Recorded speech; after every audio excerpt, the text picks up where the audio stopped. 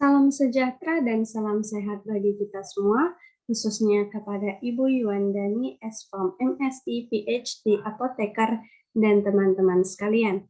Perkenalkan, saya Debbie Griselda Pari dengan NIM 211501116, mahasiswi S1 Farmasi Universitas Sumatera Utara. Pada video kali ini, saya akan menjelaskan mengenai sistem imun melalui poster yang telah saya buat. Sebelumnya, izinkan saya untuk berbagi layar.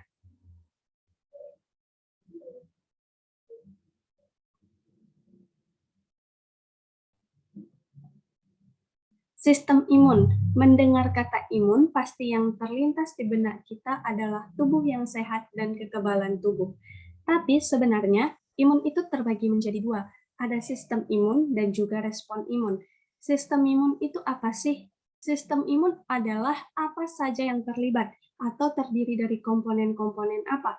Sedangkan respon imun adalah bagaimana prosesnya atau bagaimana mekanisme kerja semua komponen imun tadi.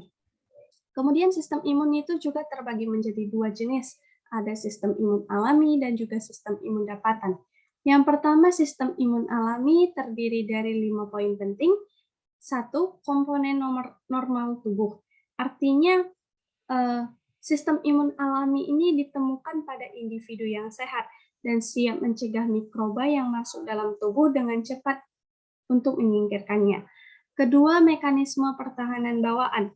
Artinya, pertahanan tersebut secara alamiah ada dan tidak adanya pengaruh secara intrinsik oleh kontak dengan agen infeksi sebelumnya. Ketiga, garis pertahanan pertama. Dikatakan garis pertahanan pertama karena merupakan penghambat kebanyakan patogen potensial sebelum menjadi infeksi yang tampak. Keempat, aktif sampai 12 jam pertama sejak invasi organisme. Artinya sistem imun alami ini aktif sampai 12 jam pertama saat kita terinfeksi organisme. Yang kelima, tidak bisa membedakan patogen yang masuk ke tubuh. Nah, jadi pada sistem imun alami ini, segala sesuatu yang menyentuh tubuh kita itu dianggap sebagai benda asing. Sistem imun alami tidak dapat mendeteksi jenis patogen apa yang menginfeksi tubuh kita. Sistem imun alami ini terdiri dari 5 komponen. Pertama, pertahanan fisik. Itu terdiri dari kulit dan selaput lendir. Kedua, kimiawi, terdiri dari enzim dan keasaman lambung. Ketiga, mekanik, ada gerakan usus, rambut, getar, selaput lendir.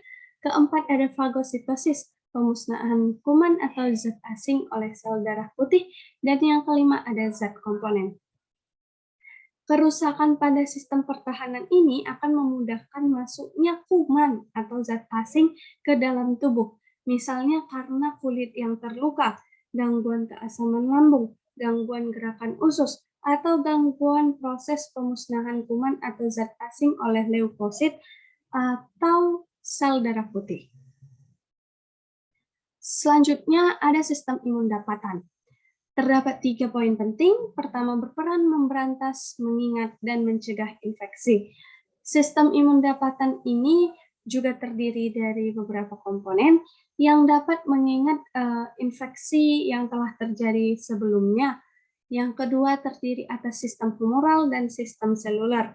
Sistem humoral itu terdiri dari limfosit B atau sel B yang jika dirangsang oleh benda asing, dia akan berproliferasi, berdiferensiasi, dan berkembang menjadi sel plasma untuk membentuk antibodi.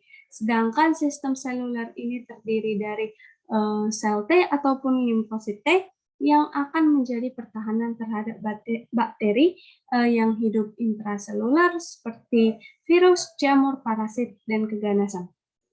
Ketiga itu berperan 12 jam sampai 5 hari oleh B limfosit dan T limfosit. Selanjutnya ada respon imun yang dijelaskan mengenai gambar berikut. Sistem imun tadi kan terdiri dari alami dan juga dapatan. Nah, pada sistem imun alami yang bekerja dari 0 sampai 12 hari, saat mikroba masuk, maka akan ditangkas oleh epithelial barriers ataupun kulit. Setelah itu, di sini terjadi proses pelepasan protein yang disebut dengan interferon yang mengganggu kemampuan virus untuk bereplikasi di dalam sel-sel tubuh. Interferon ini akan merekrut sel kekebalan lain untuk datang dan menyerang virus agar tidak menyebar di dalam tubuh, seperti faucosit, NK sel, dan komponen tadi. Setelah itu, saat tubuh terserang oleh mikroba, maka sistem imun alami akan menyebabkan beberapa gejala. Misalnya, jika mikroba masuk ke saluran pencernaan, maka penderita akan mengalami diare, ataupun jika mikroba masuk ke dalam sistem pernapasan, maka penderita akan mengalami batuk ataupun flu. Selagi sistem imun alami ini menyebabkan gejala, maka di situ pula si sistem imun bawaan sistem imun dapatan bekerja. Nah,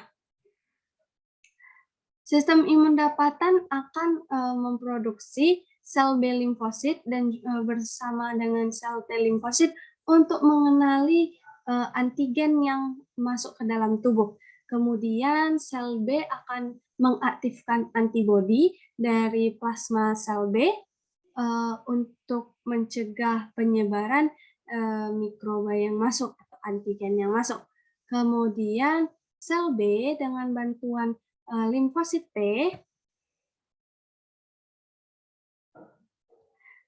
dan juga T killer cell atau sel T pembunuh akan membunuh antigen yang masuk ke dalam tubuh. Setelah itu, si sel T limfosit akan mengirimkan sinyal ke fagosit untuk untuk menelan dan menghancurkan virus. Nah, pada saat itu masa kerjanya adalah 12 jam sampai dengan 5 hari. Begitulah mekanisme dari kapan sistem imun alami bekerja hingga kapan sistem imun dapatan berhenti bekerja.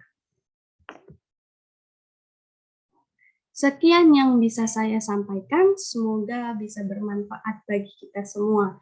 Terima kasih atas perhatiannya.